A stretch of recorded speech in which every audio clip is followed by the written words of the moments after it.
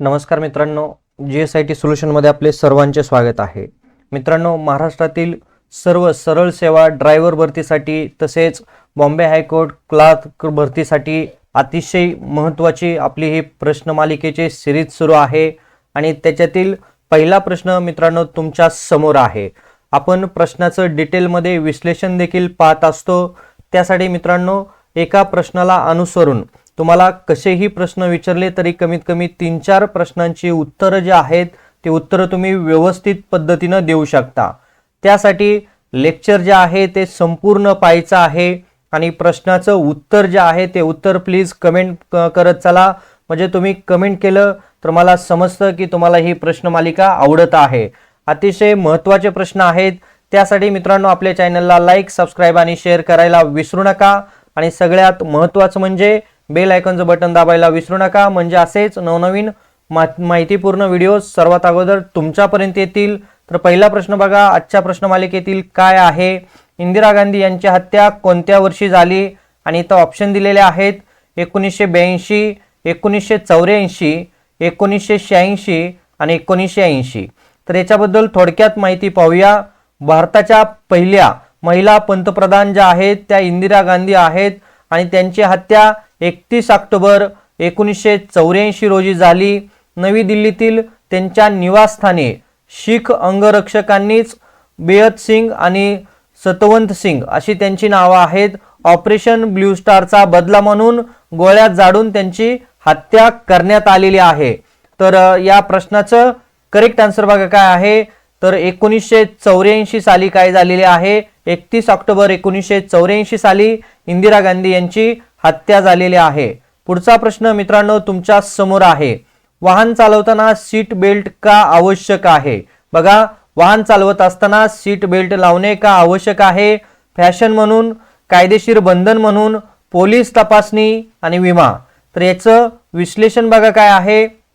वाहन चालवताना seat belt लावणे अपघाताच्या वेळी जीविताचे रक्षण करण्यासाठी, शरीराला डॅशबोर्ड किंवा विंडशील्डवर आदळण्यापासून वाचवण्यासाठी आणि गतिवध झाल्यास सुरक्षतेसाठी अत्यंत आवश्यक आहे. हे गंभीर दुखापतींचा धोका सुमारे 50% कमी करते आणि हे एक कायदेशीररित्या बंधन आहे.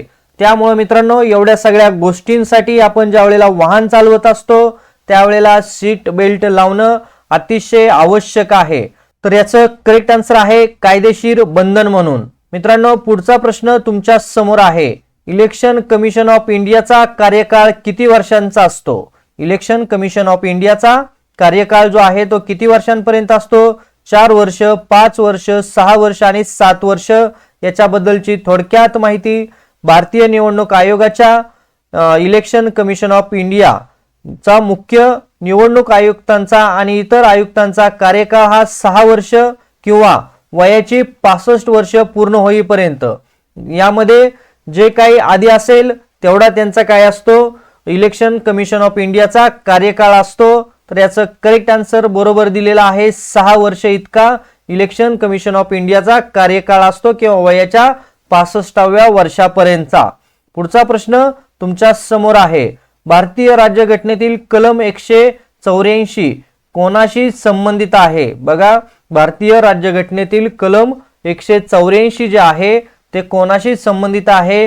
नियंत्रक व महालेखा परीक्षक, त्याच्यानंतर राष्ट्रपती, पंतप्रधान आणि निवडणूक आयोग. तर भारतीय राज्यघटनेतील कलम 184 कोणाशी संबंधित आहे आपण पाहूया.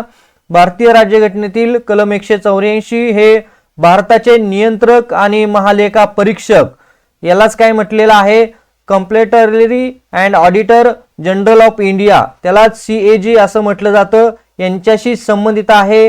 हे कलम CAG ची नियुक्ती, शपथ आणि सेवेच्या अटींशी संबंधित आहे. तर या प्रश्नाचं करेक्ट उत्तर बघा ऑप्शन क्रमांक A, नियंत्रण व महालेखा परीक्षक यांच्याशी संबंधित 148 कलम आहे. पुढचा प्रश्न तुमच्या समोर आहे. मुंबईला भारताची आर्थिक राजधानी का म्हणतात. बघा, मुंबईला भारताची आर्थिक राजधानी का म्हणतात. लोकसंख्या, बंदर, वित्तीय संस्था व शेअर बाजार आणि पर्यटन. चला तर याच्याबद्दल थोडक्यात माहिती. कारण बघा, मुंबई ही देशाची आर्थिक राजधानी आहे, व्यापारी आणि औद्योगिक केंद्र आहे. तेथे reserve bank of India, Bombay stock exchange, national stock exchange यासारख्या प्रमुख आर्थिक संस्थांची मुख्यालये आहेत. तसेच देशाच्या जीडीपी मध्ये मोठा वाटा आणि प्रमुख कॉर्पोरेट कार्यालय येथेच आहे. त्यामुळे बघा, मुंबईला आपल्या देशाची आर्थिक राजधानी असं म्हटलं जातं. तर याचं करेक्ट आन्सर ऑप्शन क्रमांक सी, वित्तीय संस्था व शेअर बाजार मुंबई या ठिकाणी असल्यामुळं मुंबईला काय म्हटलं जातं, देशाची आर्थिक राजधानी असं म्हटलं जातं. तर मित्रांनो, अशाच नवनवीन प्रश्नांसाठी तुम्ही अजूनपर्यंत आपल्या चॅनलला लाईक, सबस्क्राईब आणि शेअर केलं नसेल तर प्लीज आपल्या चॅनलला लाईक करा, सबस्क्राईब करा आणि सगळ्यात महत्त्वाचं म्हणजे बेल आयकॉनचं बटन दाबायला विसरू नका. म्हणजे असेच माहितीपूर्ण नवनवीन व्हिडिओ सर्वात अगोदर तुमच्यापर्यंत येतील. तर भेटूया अशाच नव्या माहिती बरोबर. जय हिंद, जय महाराष्ट्र.